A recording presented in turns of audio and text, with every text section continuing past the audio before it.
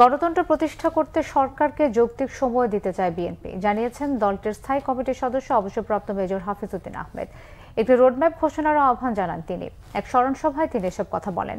হাফিজউদ্দিন আহমেদ বলেন, বিএনপির পক্ষ থেকে প্রধান উপদেষ্টাকে সহযোগিতা অব্যাহত থাকবে। ২০ দিনে সরকারকে কেন দাবি দাওয়া দিয়ে অতিষ্ঠ করে তোলা হচ্ছে সে প্রশ্নও রাখেন তিনি। জানান, দেশরক্ষা খাতে ব্যবসায়ীদের লুটপাট দেখতে চান না। অভিযোগ করেন, জনগণের সেনাবাহিনীকে অচল করে দিয়ে গেছেন শেখ হাসিনা। ভোটের মাধ্যমে জনগণ দায়িত্ব দিলে পুরো জাতিকে সৈনিক করে গড়ে তুলবে বিএনপি। আওয়ামী লীগ দুর্নীতির প্রতিশব্দ, দুর্নীতি করে জনগণের ভাগ্য নিয়ে ছিনিমিনি খেলায় এই দলের উপর গজব এসেছে বলেও মন্তব্য বিএনপির এই নেতার।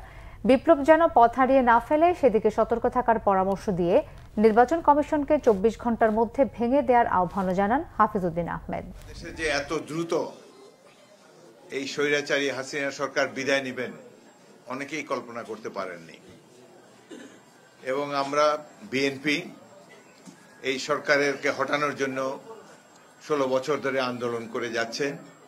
অনেক বিএনপি নেতা কর্মীর বুকের রক্তে রাজপথ লাল হয়েছে, বহু মানুষ গুম হয়েছে। এদের অত্যাচারে বিএনপির উপরে যে অত্যাচার করেছে আওয়ামী লীগ সরকার, এশিয়া মহাদেশে কোনো দলের উপরে এই ধরনের নির্মম অত্যাচার আমরা কখনো লক্ষ্য করিনি।